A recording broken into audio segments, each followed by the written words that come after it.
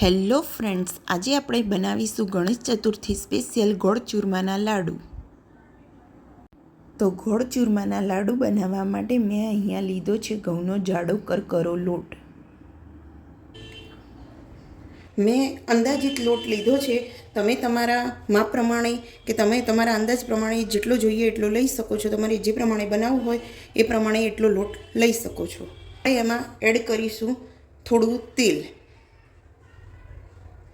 ઘી એડ કરવું હોય તો ઘી પણ એડ કરી શકો છો. તેલ એડ કરવું હોય તો તેલને પણ મોણમાં લઈ શકો છો. હવે આપણે આ લોટને સરસ રીતે મિક્સ કરી દેવાનો છે. લોટ સરસ રીતે મિક્સ થઈ ગયો છે. આ રીતે આમ મુઠિયા વડે આ રીતે કમ્પ્લીટ થઈ ગયો છે. તો હવે આપણે આને ગરમ હુંફાળા, બહુ ગરમ લેવાનું નથી, હુંફાળા પાણીથી આપણે એને લોટ બાંધીશું. તો મેં અહીંયા આગળ હુંફાળું પાણી લીધું છે અને હવે હું આનાથી લોટ બાંધીશ.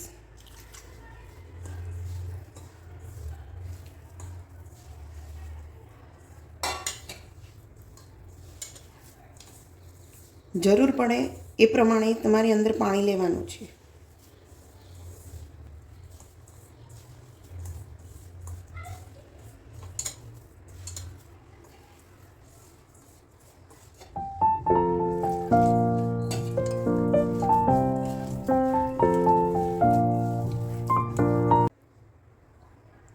હવે લોટ એકદમ સરસ રીતે તૈયાર થઈ ગયો છે.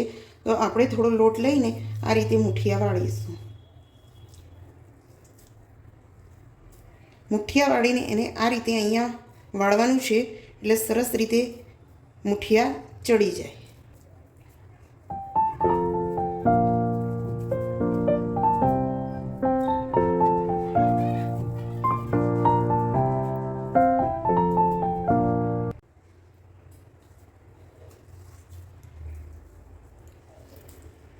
હવે આપણે મુઠિયા સરસ રીતે વાળીને તૈયાર કરી લીધા છે. તો હવે આપણે એને તળી લઈશું. તો આપણે હવે મુઠિયા તળવા માટે તેલ મૂકી દીધું છે ગરમ કરવા.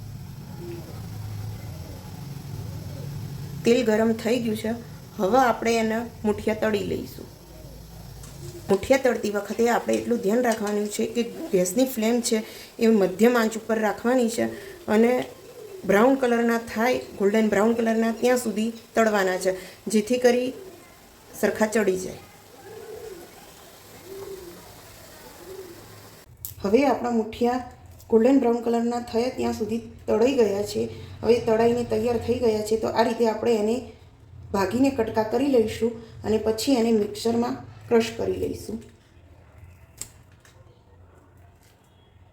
થોડા ઠંડા થાય પછી આને મિક્સચરમાં દળવાના છે.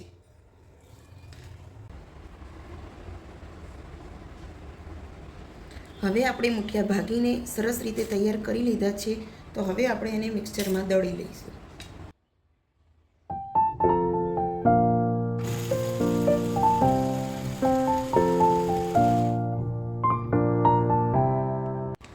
મિક્સચરમાં મુઠિયા દળતી વખતે આપણે એમાં થોડી ઇલાયચી પણ સાથે ક્રશ કરી લઈશું. તો હવે મુઠિયા દળાઈને તૈયાર થઈ ગયા છે. તો હવે આપણે ઘી ગરમ કરીશું. હવે આપણે અહીંયા થોડું ઘી લીધું છે, એ ગરમ થઈ રહ્યું છે. હવે એમાં થોડો ગોળ નાખીશું.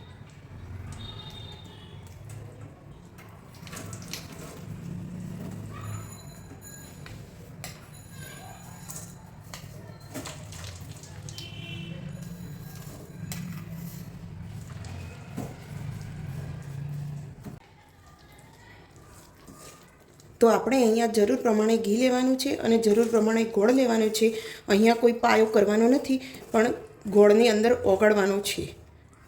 ગોળ અંદર ઓગળી જાય એટલે આપણે મિશ્રણમાં નાખી દઈશું અને મિક્સ કરી લઈશું.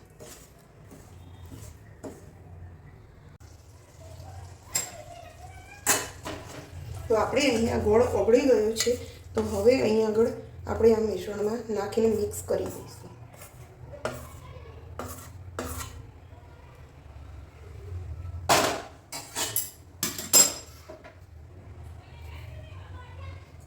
હવે એમાં થોડું બદામ અને થોડા કાજુ નાખીશું, મિક્સ કરીશું.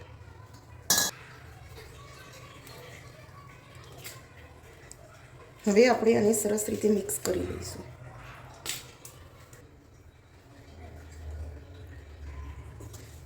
તો અહીંયા મિશ્રણ એકદમ સરસ રીતે તૈયાર થઈ ગયું છે. તો હવે આપણે એના લાડવા વાળી દઈશું.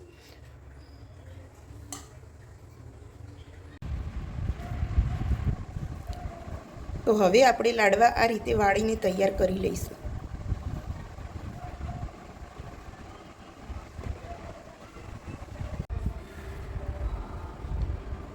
ગોળ ચૂરમાના લાડુને મોદક સ્ટાઇલમાં બનાવવા હોય તો મોદક સ્ટાઇલમાં બનાવવા માટે આ રીતે મોલ્ડમાં ભરીને પણ બનાવી શકાય છે.